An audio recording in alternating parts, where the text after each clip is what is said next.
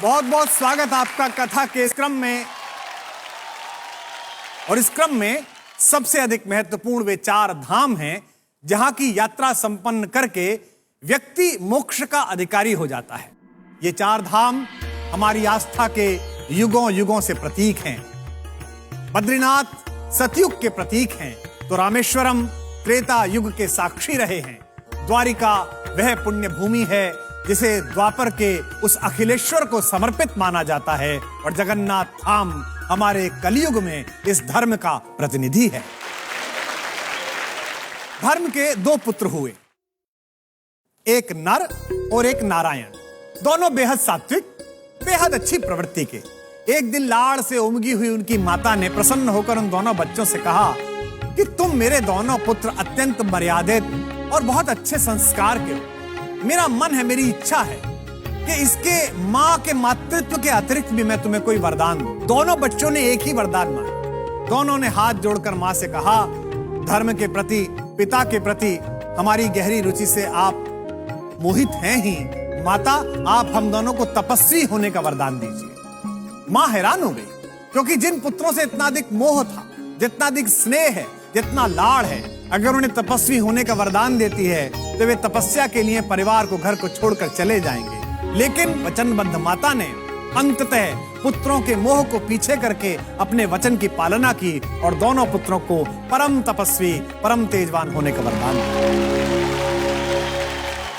अपनी मां से मनचाहा वरदान प्राप्त करने के बाद नर और नारायण घर परिवार की देहरी को त्याग अपने संकल्पों को हिमालय जैसी ऊंचाई देने के लिए पर्वतों के उस प्रदेश में पहुंचे जहां उन्होंने कठिन तपस्या आरंभ कर दी।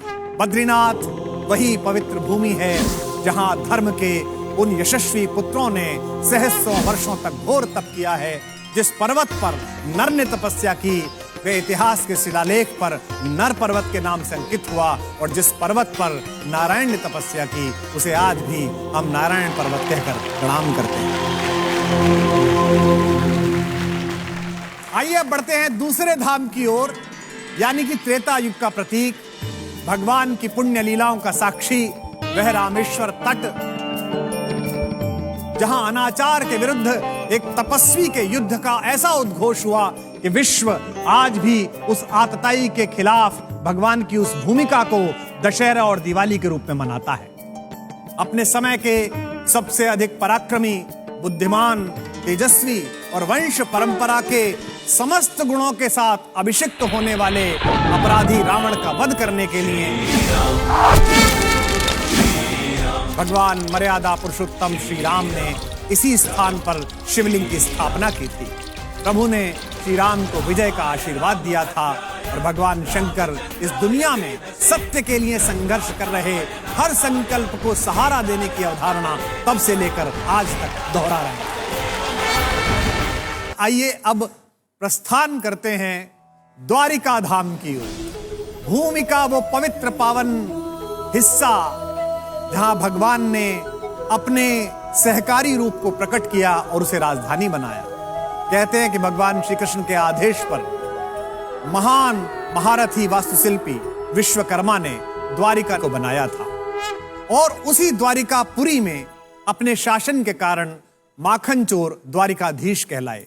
भगवान की राजधानी के बाद कथा के अंतिम पड़ाव में चलते हैं इस जग के नाथ स्वामी जगन्नाथ जी के धाम की ओर। इसे लेकर भी बड़ी रोचक कथा है।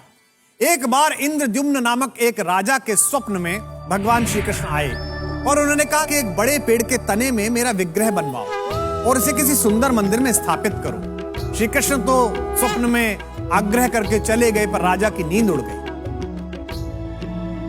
उसे पूरे भारत में ऐसा कोई मूर्तिकार नहीं मिला कि जैसी मूर्ति उसने स्वप्न में देखी थी ऐसी निकाल सके। एक दिन राजा के द्वार पर एक बूढ़ा मूर्तिकार आया और उसने कहा, मैं ये काम करने के लिए तत्पर हूं, किंतु मेरी एक शर्त है। मैं प्रतिमा का निर्माण एक बंद कक्ष में करूंगा और प्रतिमा का निर्माण पूर्ण होने से पहले उस कक्ष का दरवाजा अगर किसी व्यक्ति ने खोला तो काम जहां पर है मैं वहीं पर रोक दूंगा।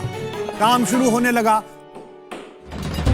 अंदर से ठक ठक की, कुदाल की, खुरेचने की, रंदे की, घिसने की आवाज आती थी। अचानक बहुत समय के काम के बाद आवाजें बंद हो गई। ठंड का समय था। राजा को उत्सुकता हुई कि आवाज क्यों बंद हो गई। कहीं बूढ़े मूर्तिकार का स्वास्थ्य खराब ना हो गया हो। कुछ समय प्रतीक्षा करके राजा ने कमरे का दरवाजा खुलवा दिया। राजा जैसे ही अंदर पहुंचे तो अजीब चमत्कार था। मूर्तिकार गायब था और मूर्तियों के अधूरे बने हुए टुकड़े पड़े हुए थे। वह मूर्तिकार कोई और नहीं, स्वयं कला के सर्जना के देवता भगवान विश्वकर्मा थे। उस कमरे में 3 बड़ी मनहर मूर्ति, जिनमें थोड़ा सा काम बचा हुआ था। राजा ने उस प्रतिमा को उसी कमी के साथ उसी स्थिति में स्वीकार किया और मंदिर में स्थापित किया।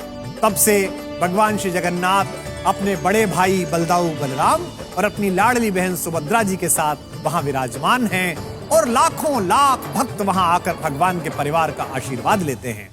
भारतीय संस्कृति में आस्था के इन पूज्य 4 केंद्रों की कथा हमें बहुत कुछ सीख देती है। जैसे पहली कथा बद्रीनाथ नर और नारायण के सम्मिलित पुरुषार्थ के बारे में बताती है। धर्म की कीर्ति केवल नारायण के सहारे संभव नहीं है।